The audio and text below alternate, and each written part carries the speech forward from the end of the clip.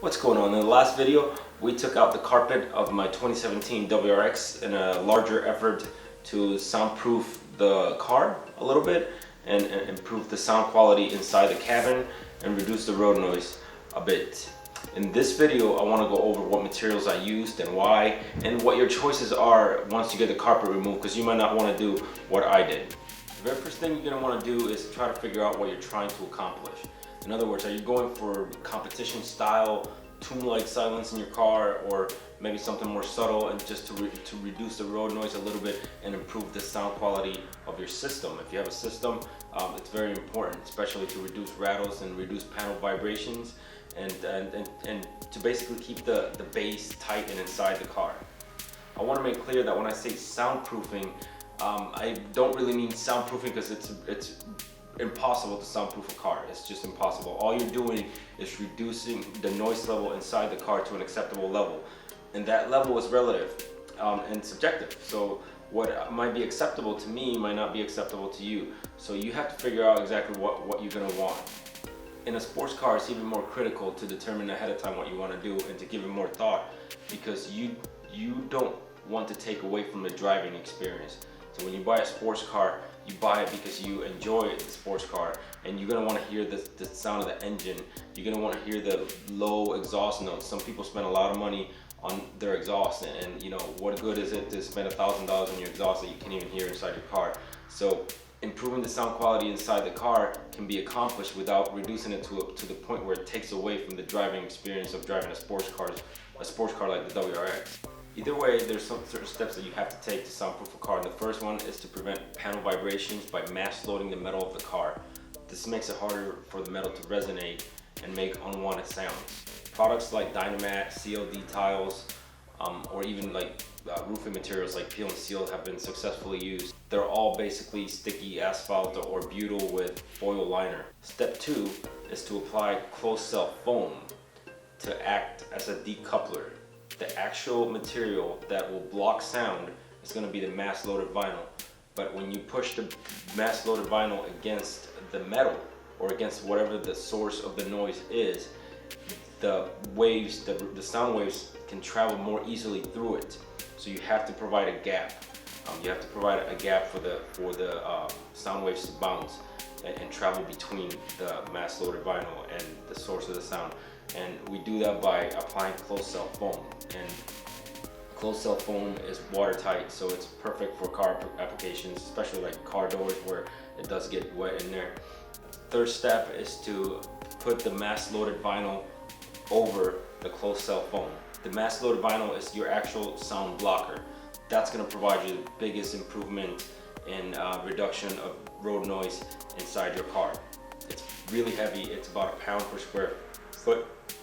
The mass loaded vinyl, if you do a little bit of research, you can find online, tons of sources of mass loaded vinyl that you can get. The final step, pretty important too, especially if you have a system, is to find your rattle points, find places that they can rattle, where especially cables or connectors that they may have been installed by the factory a little carelessly and are just kind of laying there on top of metal. They seem harmless when they're just laying there, but when the car is vibrating from traveling on the road, or when your system is going and it hits certain frequencies, that'll vibrate the metal, and those clips or those connectors will hit against the metal and it'll vibrate.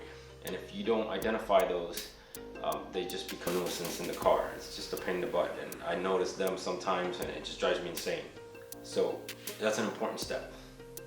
So if you're going for like competition style, tune-like silence in your car, you're gonna want to do this to your doors, all 4 doors. You're gonna want to do this to the firewall. You're gonna want to do it to your floorboards.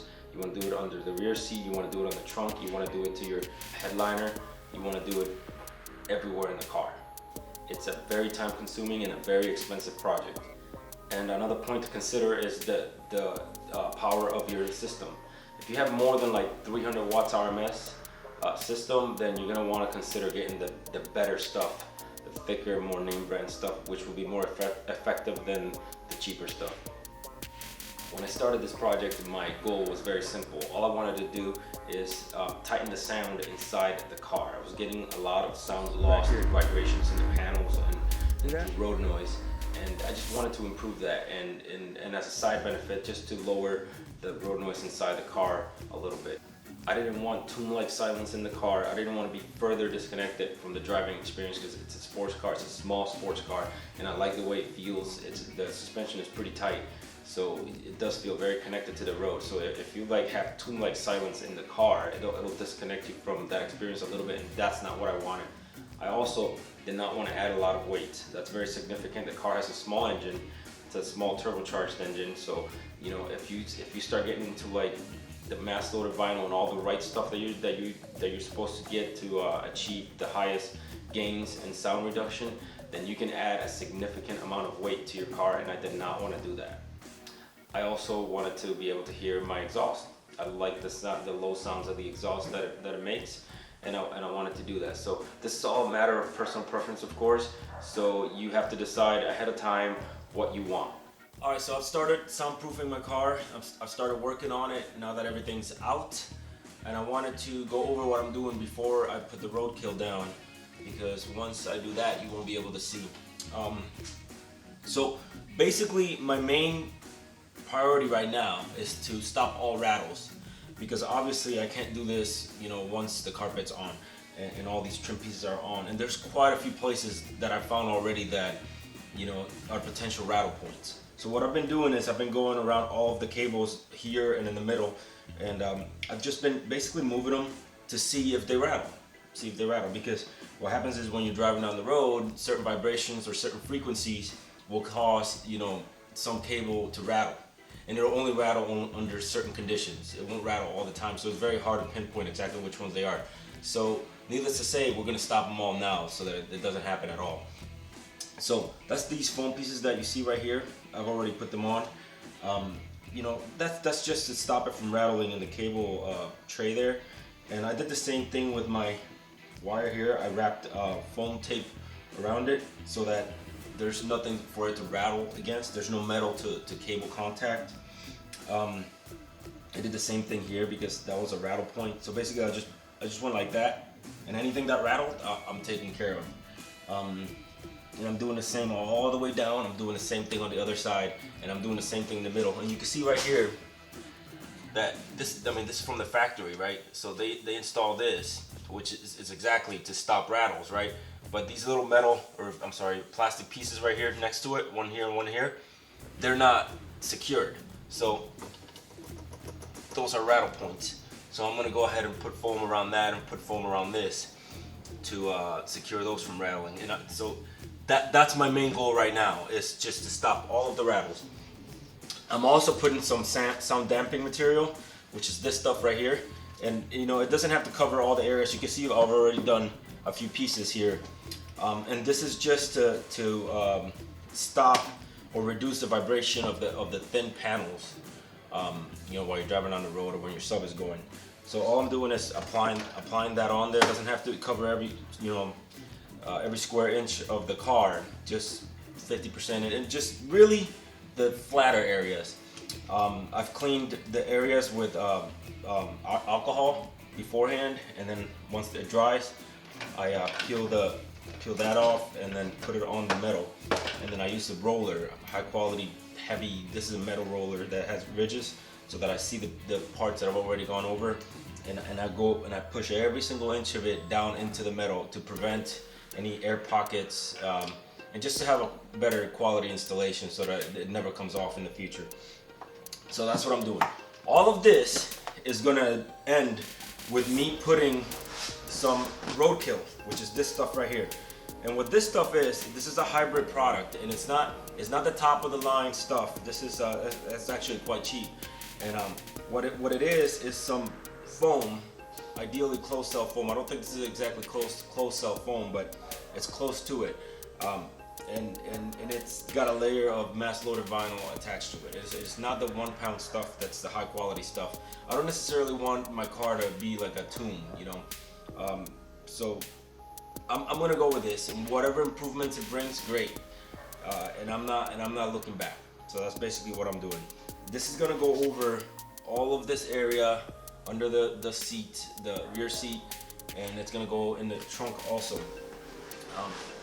It might be, so Obviously I'm gonna cut it and form it and maybe even glue some parts with spray adhesive so that it sticks and it stays where it's supposed to be. It's gonna be challenging, and it might require me to take the carpet back out to make adjustments, but it is what it is. I started this with a mindset that I was gonna finish it, and I'm gonna finish it. So I'm gonna get it done. If I have to put the carpet in and take measurements and then cut pieces of this out so that it fits the way it's supposed to, I'm gonna do that, because the last thing I want is for there to be any areas where the carpet is bulging up or anything like that. I don't want that. I want it to look like factory. So if it doesn't look like it came from the factory, it's not staying. That's the bottom line. So that's basically it. That's where I'm going with this.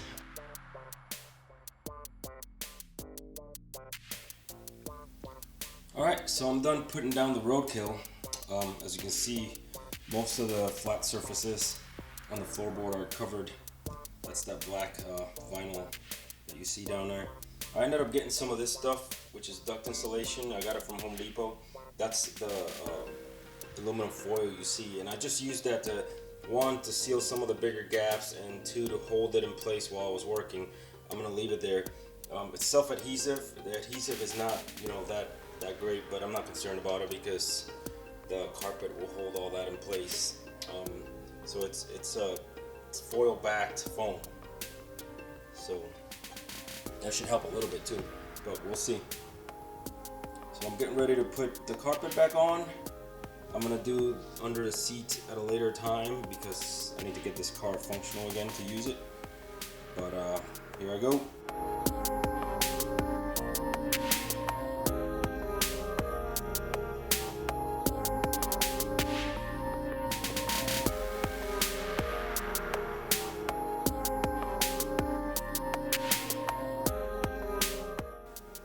In my fourth video in the series, I'm gonna go over an in-depth discussion as to what I accomplished and before and after comparisons. But for now, all I'm gonna say is that I did accomplish the marginal improvement that I was looking for, and I improved the sound considerably in the car. This also gave me a chance to button up all of the cables to reduce the chance of a rattle in the future. I did identify a few points where I thought were good contestants to rattle at some point, so I went ahead and secured those. So I'm pretty confident that I'm not going to get some weird rattles from this point forward. And the carpet feels better with that Roadkill underneath. Now, I want to say I'm not endorsing Roadkill at all. I'm not affiliated with them. I don't get any money from them or anything. It just so happens that's what I picked because it was light and it was made for under the carpet, so and it was pretty cheap too, so that's what I did. 12 square feet of it cost me $35, and it was only 5.8 pounds, so it was pretty light compared to the mass loaded vinyl stuff. Not as effective of course, but it does the job. It does provide improvement. In the next video, I'm going over the trunk space. I thought the trunk space merited its own video because it was a whole installation all on its own. It was very similar to this, but I figured it would be better to split up that part of the install into its own video in case somebody's just interested in that part. So thanks a lot for watching. I appreciate it. As always, please subscribe if you haven't, and if it was useful to you, please like the video. Thanks.